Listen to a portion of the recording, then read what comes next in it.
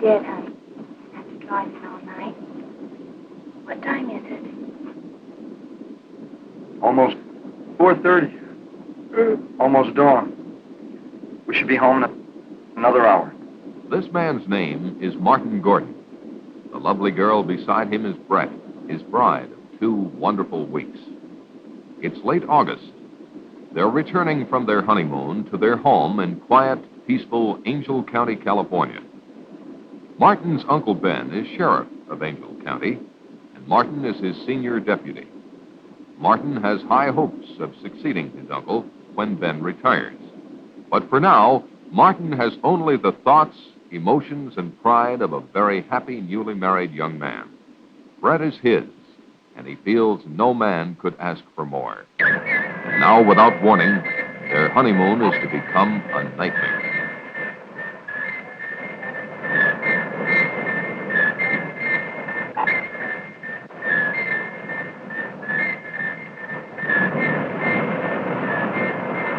Neither Martin nor Brett saw the glowing rocket descend in the early morning sky. It was reported to the sheriff's office by Jeff, the county forest ranger. Jeff reported to Sheriff Ben that a plane had crashed near Willow Creek and that he was going out to investigate. Ben said he would join him as soon as possible. Barney, Ben's junior deputy, was to summon medical aid and to see if he could rouse someone at the Air Authority in San Francisco.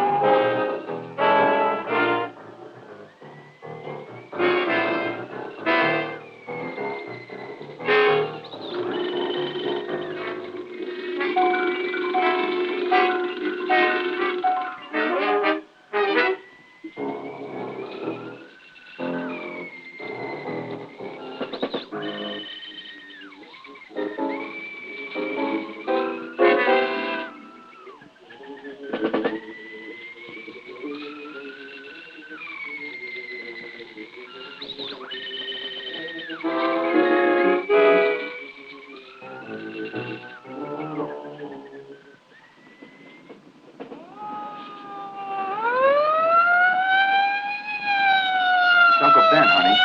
Must be an accident or something.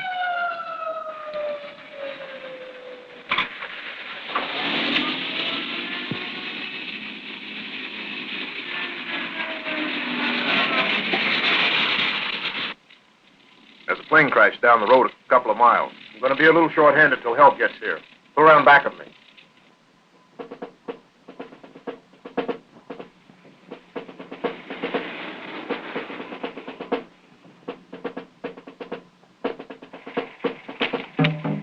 Come along, both of you.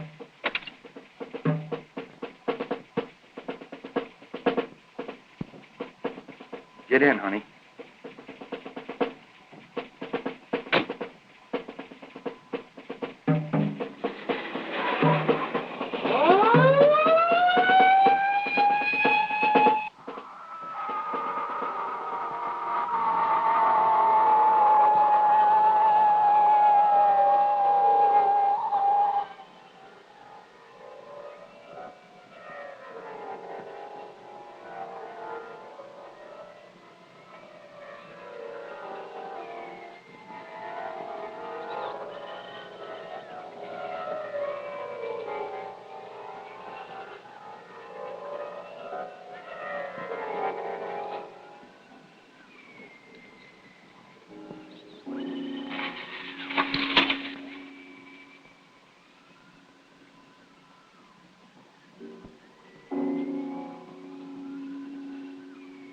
At the location of the crash, they discovered Jeff's truck, but Jeff himself was not around. They proceeded with their investigation.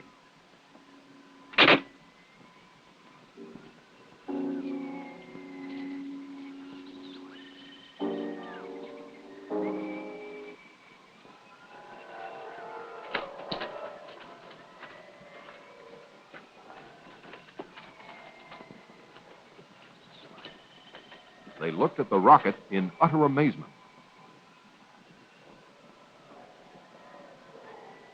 A puzzled Ben finally asked Martin what he made of the craft. It's no airplane.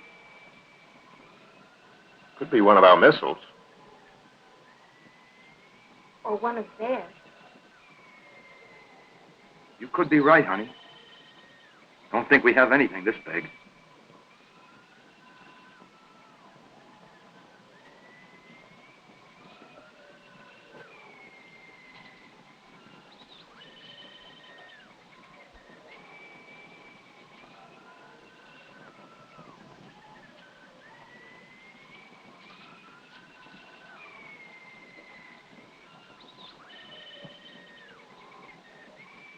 Ben could not understand why the craft wasn't severely damaged.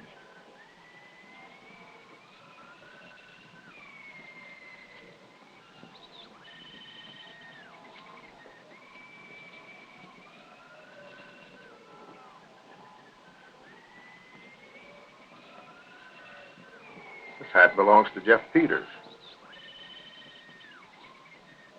Jeff! Jeff!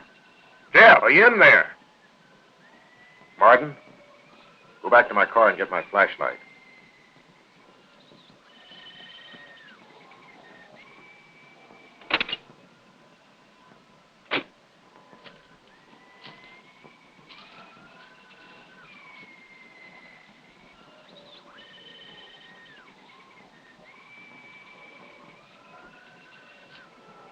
Ben, don't go in there. You don't know what's in there. I think I hear him moving inside. Maybe he's hurt.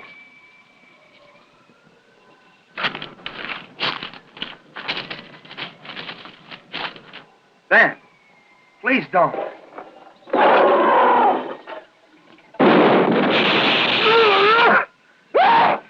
Ben. Ben.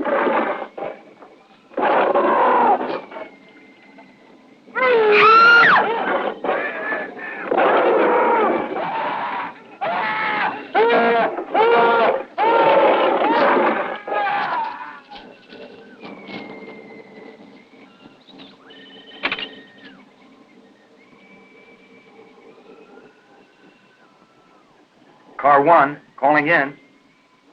Car 1, calling in.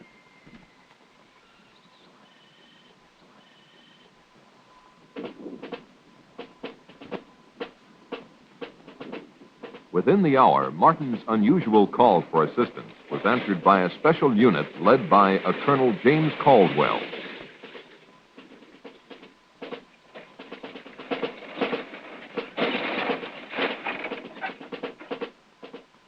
Let's get going. Let's go. Let's go. Move it over. Let's get going. Let's go. Let's go. All right, back on the truck. Let's go.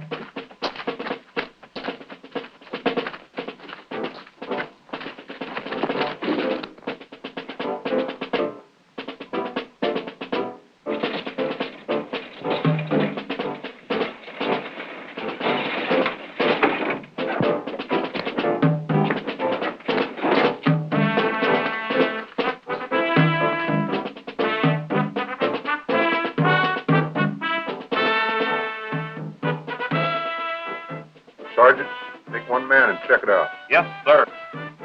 Okay.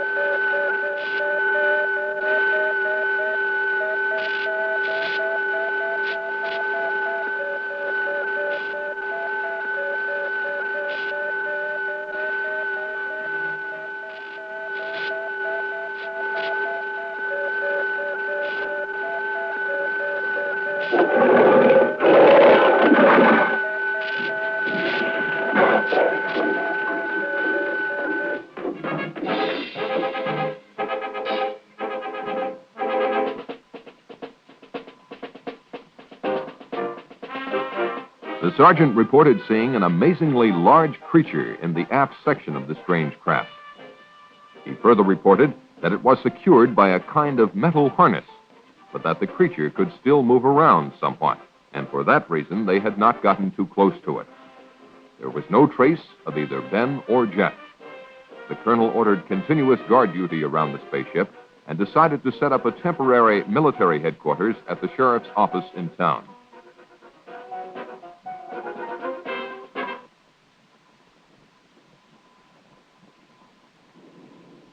By the next day, Colonel Caldwell had the situation well in hand. He had called Washington and received his orders from the highest possible authority. He was to maintain tight security and to await the arrival of a Dr. Bradford, who had been on assignment at the Jodrell Bank Radio Observatory in England.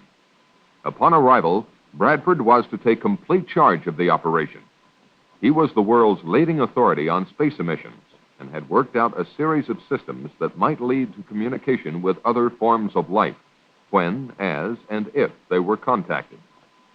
Martin was outraged by the government's intellectual approach to a monster that had already killed and caused the disappearance of his two close friends. Caldwell tended to agree with him, but stated he had to follow his orders. One of those orders was to suppress the news of the death of Ben and Jeff. Martin was appointed temporary sheriff, and all news intended for public consumption was to emanate from his office. The Air Authority issued a cover-up story that a plane had crashed and burned, and this was to suffice until the experts cleared up the mystery of the visitor from outer space.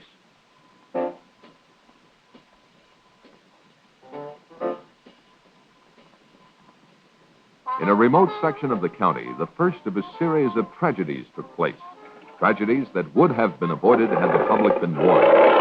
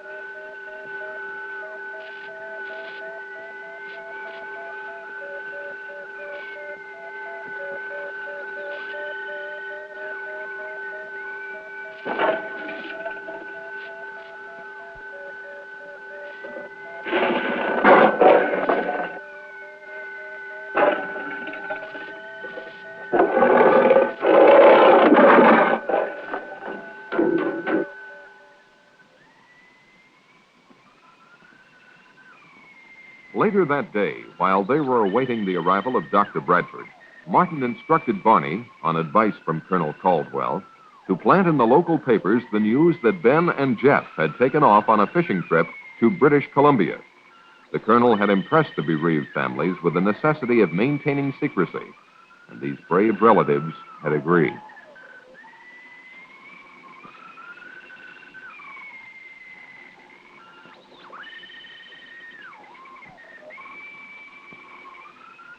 Despite Brett's inquiries about what Martin had seen in the spacecraft, he avoided specific details for fear of disturbing her more than she was. If the truth were known, Martin was more than a little disturbed himself. Shortly thereafter, Dr. Bradford arrived. He was a much younger man than one would imagine him to be. Martin, I'd like for you to meet Dr. Bradford. I've heard a lot about you from the colonel. Nothing bad, I trust. Martin and his wife were in the original party that found the fallen craft. I was sorry to hear about your uncle. It's a tough break.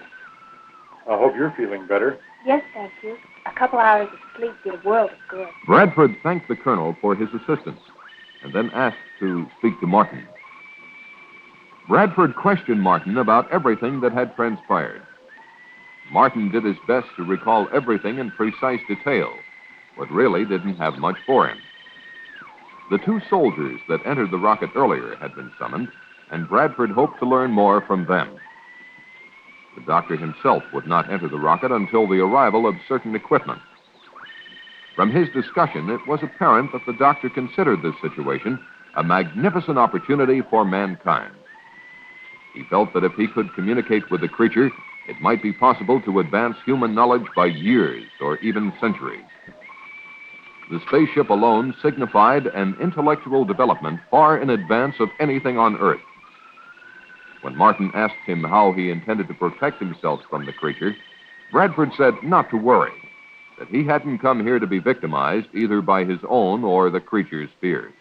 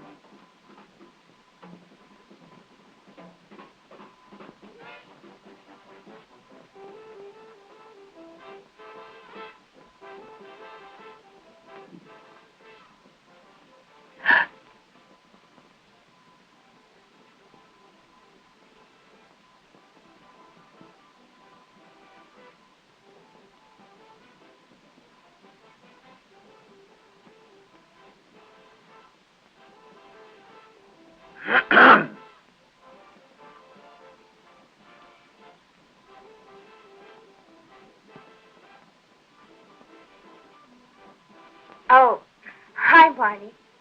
We'll be right out. Well, that's all right. Just take your time. I didn't know we had company. Look at me. I'm a mess. Don't be impolite. I get the drink. Now you're talking, honey. What do you have, Barney? How about a bourbon and 7?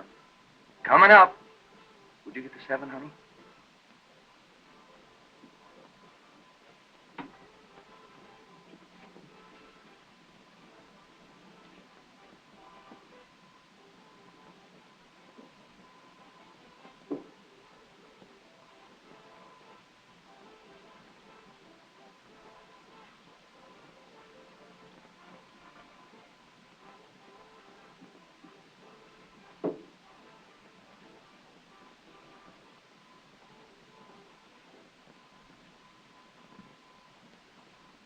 Barney, you should try marriage. It would do wonders for you. Barney and Martin had been bachelor buddies for years, but now that Martin was settling down to marriage, they were slowly drifting apart. Barney, naturally, was still dating all the girls in town, and he couldn't understand why Brett and Martin didn't pal around with him more than they did. He couldn't comprehend that married life brought with it not only new problems and duties, but the necessary togetherness of husband and wife as well. Despite Brett's most tactful considerations, such as inviting him over to dinner quite often, Barney was growing resentful of her, or at least she felt that he was. Since time began, this change in relationship has probably happened to all buddies in similar circumstances. Life has its way of making boys grow up, and with marriage, Martin's time had come. His life was now Brett, a life that he thoroughly enjoyed.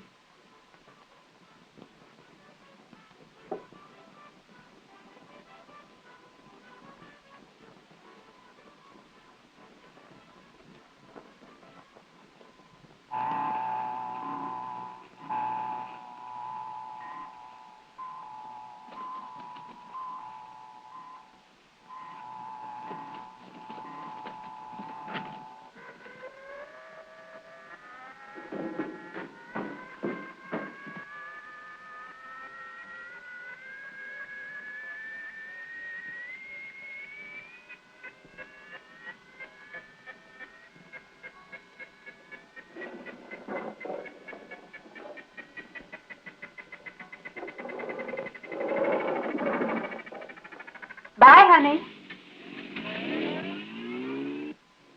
The next morning, Betty Johnson, as usual, blew a goodbye kiss to her husband, but for the last time.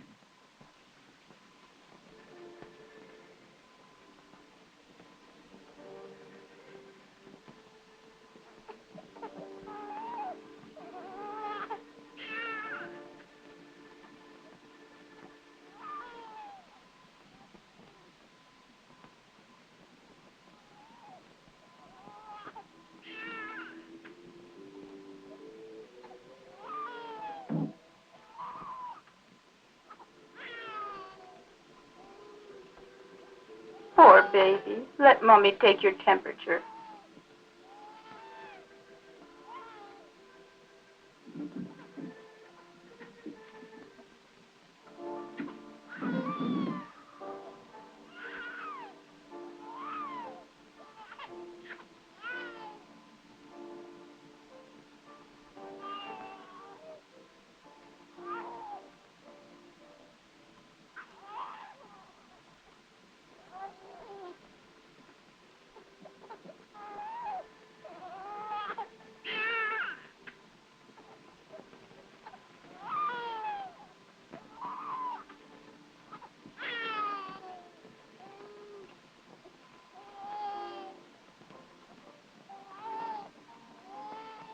Poor baby.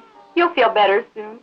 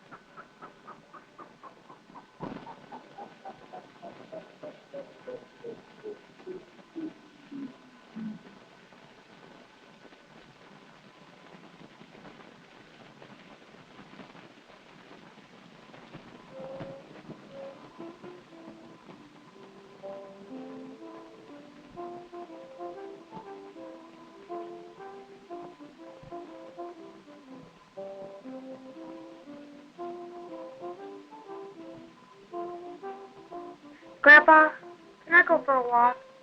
All right, but stay close by.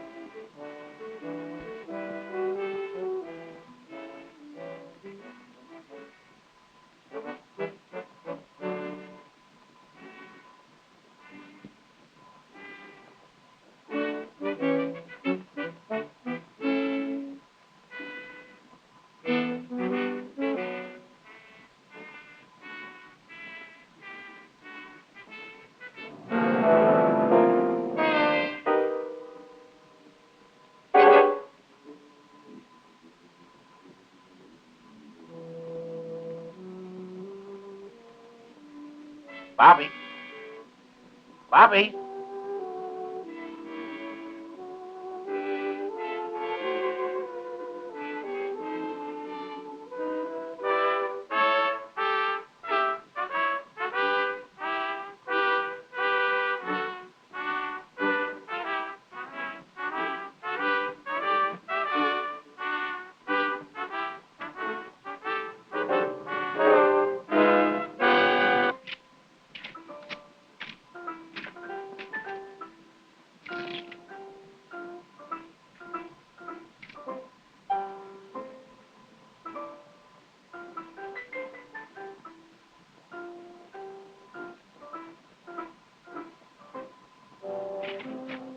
Bobby!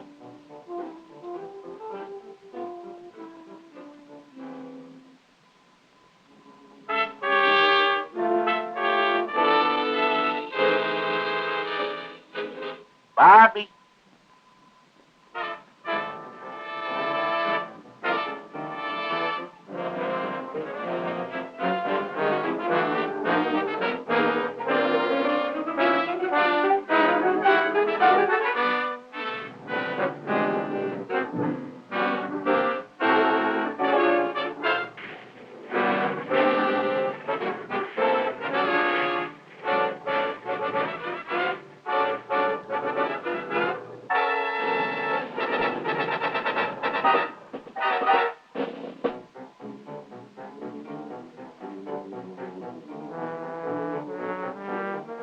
Bobby! Bobby!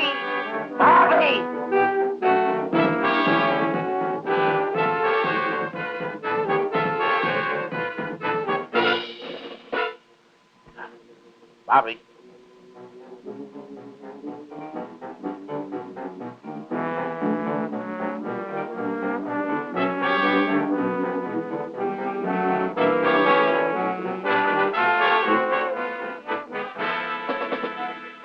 Bobby.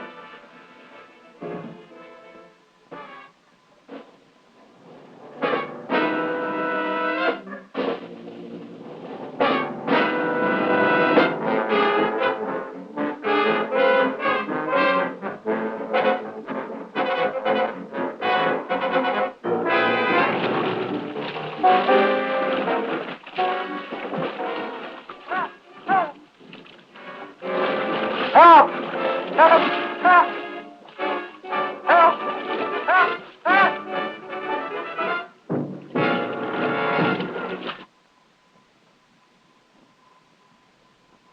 Within 48 hours, Dr. Bradford had closely examined the creature and the spaceship and reached a number of conclusions.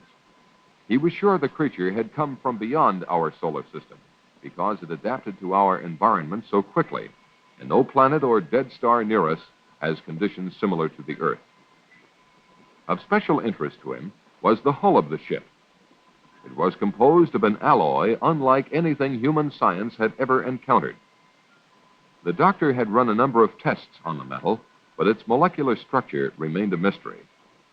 Because there was no food on board, Bradford presumed the creature had been in a state of suspended animation, particularly because it had survived the trials of re-entry and impact without apparent harm. So far, he had no success in communicating with it, but he had not yet exhausted all possibilities. On a more subjective basis, he had the curious feeling that the creature did not want to communicate with him. Such a confession on the part of this eminent scientist made Martin feel quite apprehensive.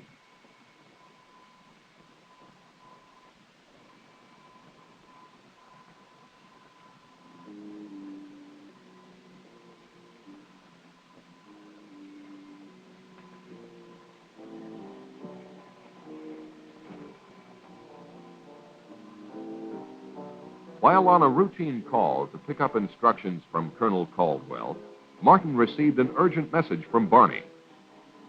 Barney was at Willow Creek. He had responded to a phone call from a frantic Mrs. Brown. Her husband and grandson had gone fishing and were long overdue.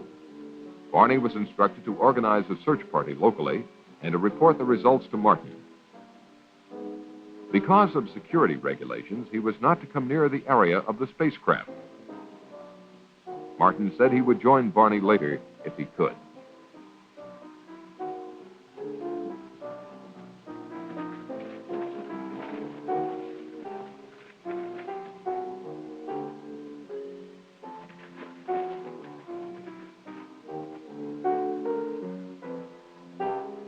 Acting on a hunch, Martin decided to see for himself if the monster was still there.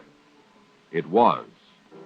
Bradford had installed TV cameras inside the spaceship and was testing the creature's reactions to sound, light, electricity, color, and air pressure. When Martin asked him if he had any luck in communicating with the beast, Bradford confessed that he hadn't, but would try again when certain data was returned to him from computer processing. It was at this time that Bradford came up with a frightening theory, namely that the creature might be a product of engineering, the same engineering that built the spaceship. What he didn't understand was why some form of communication had not been built into the creature. When Martin asked him if this weren't something to worry about, Bradford said no, with probably his own failing at not being able to establish communications. It seemed to Martin that if Bradford's theory were correct, humanity might be in grave danger. Bradford dismissed Martin's fears by pointing out that the creature was not exhibiting any signs of violence, and besides, it was firmly secured by the harness. That afternoon in Moncrief Park, a group of neighbors got together for a hootenanny. Oh, she left me sad, but still I am happy.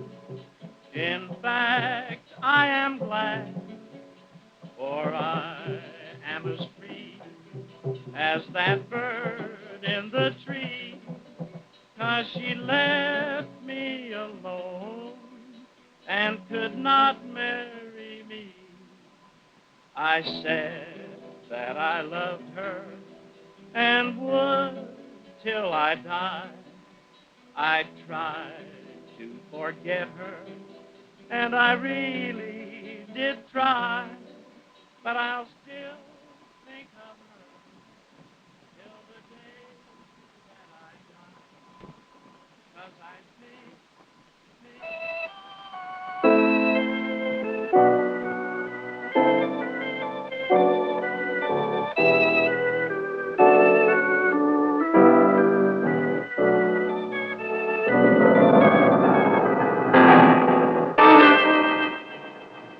What is it?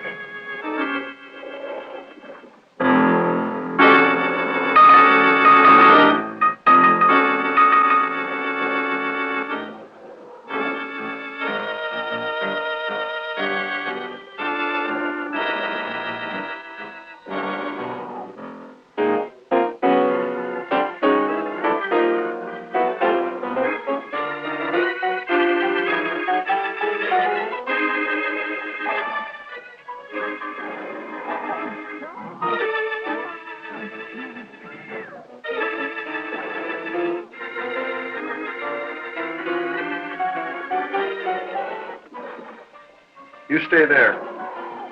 Stay calm.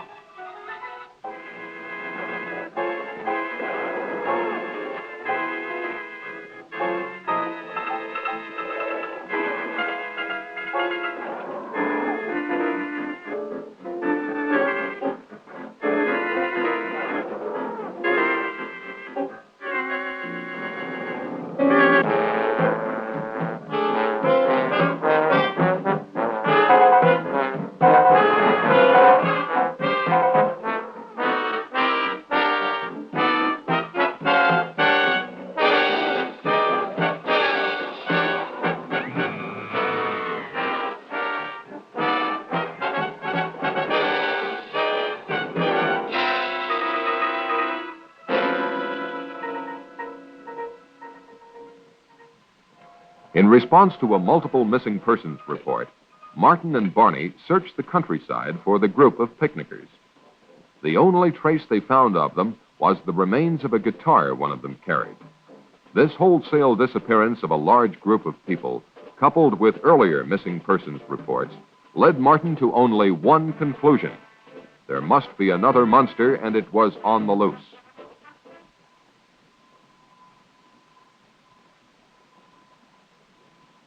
The colonel listened to Martin's theory, and after consulting with Bradford, decided to call Washington.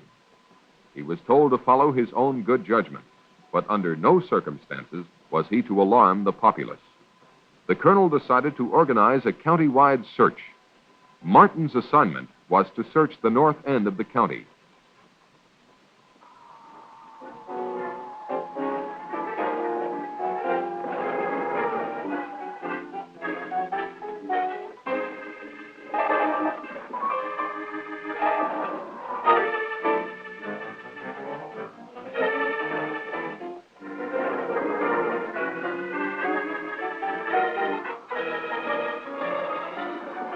While Martin and Brett were engaged by the search, the monster was moving toward the community dance hall.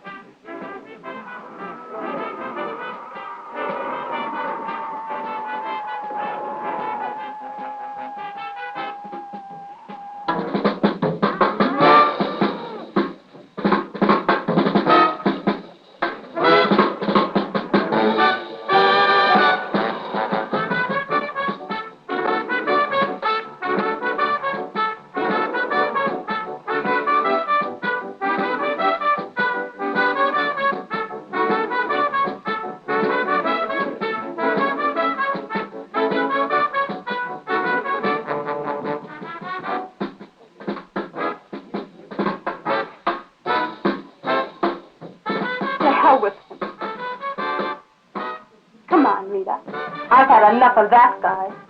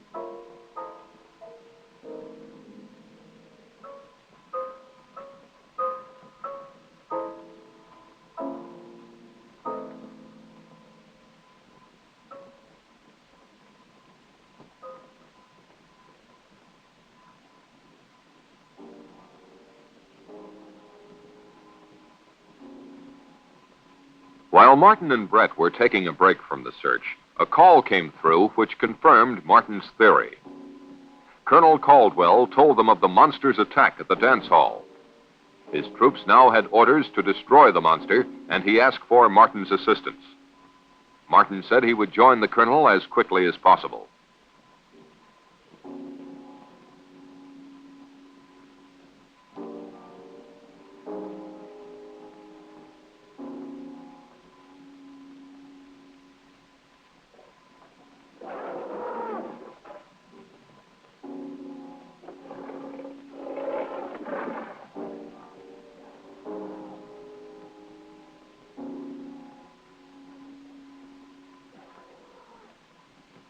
The monster next appeared in Lover's Lane. Anyone who experienced that catastrophe and survived would never go there again.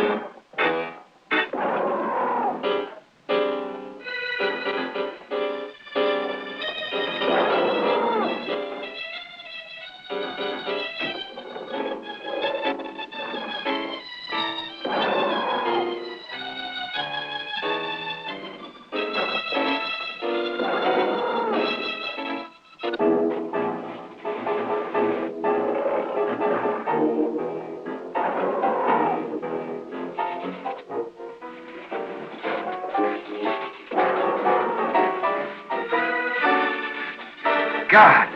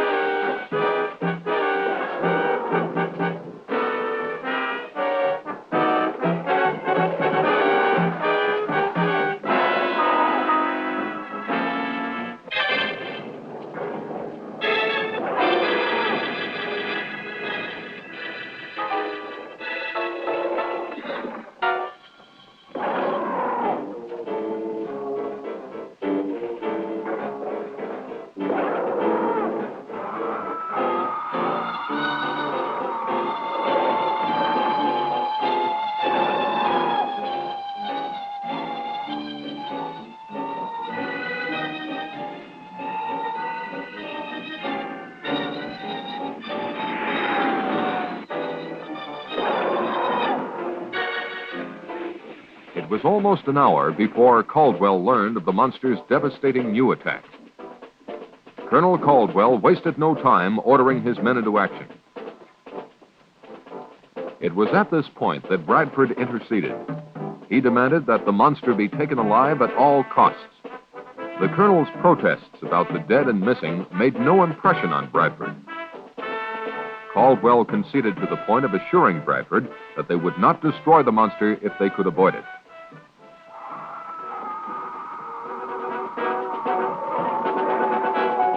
Get on with it, Lieutenant.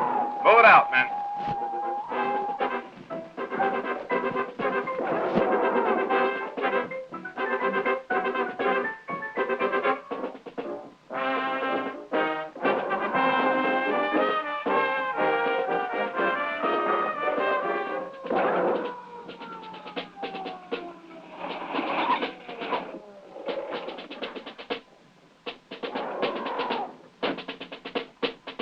When Martin's party arrived and offered to help, the colonel told them enough lives were being endangered. They were to be part of the second line of defense, to be used only if necessary.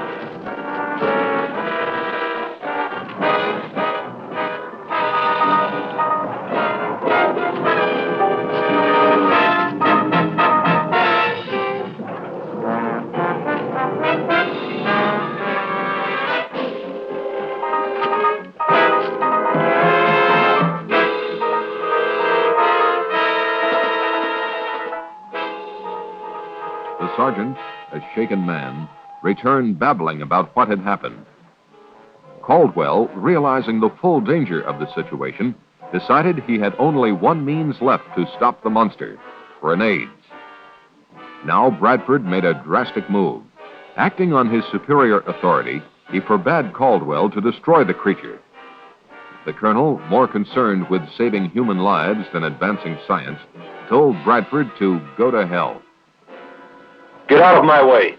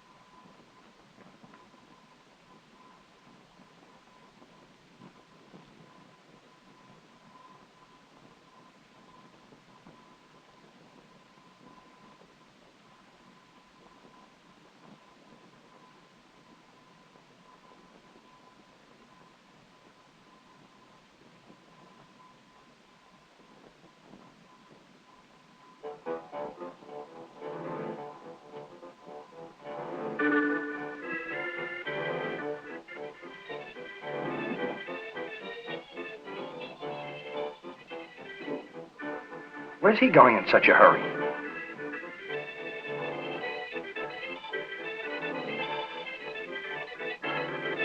Maybe you'd better follow him. He may need help. You go ahead, Martin. I'll stay with Carl.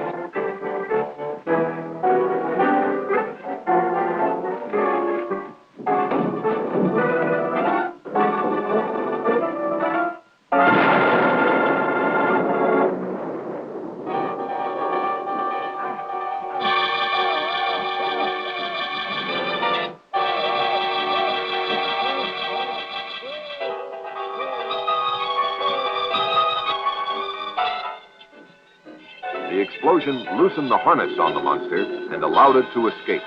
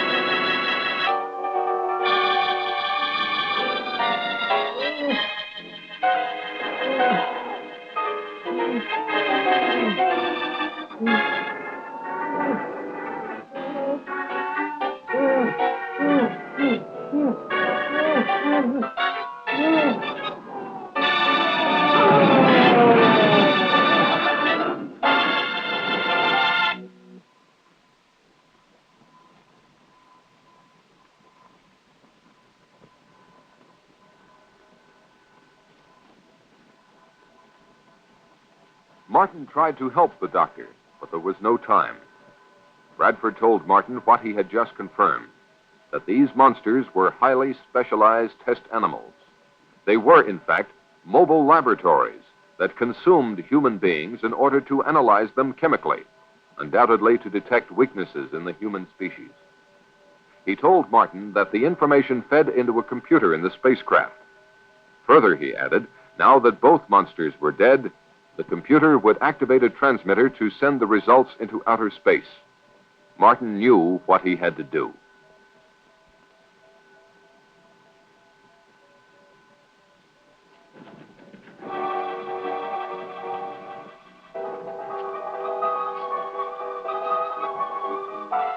As Martin entered the spaceship, he heard the transmitter generator kick on.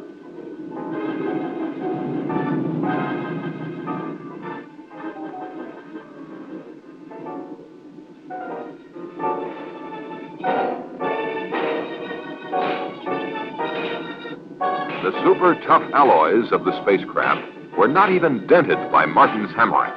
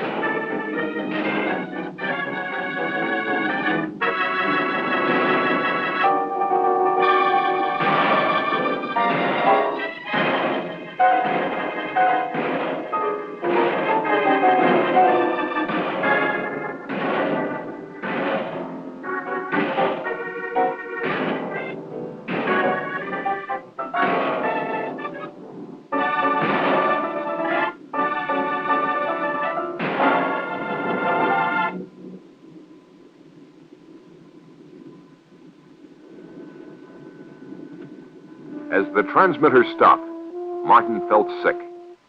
Evidently, all the information had been transmitted.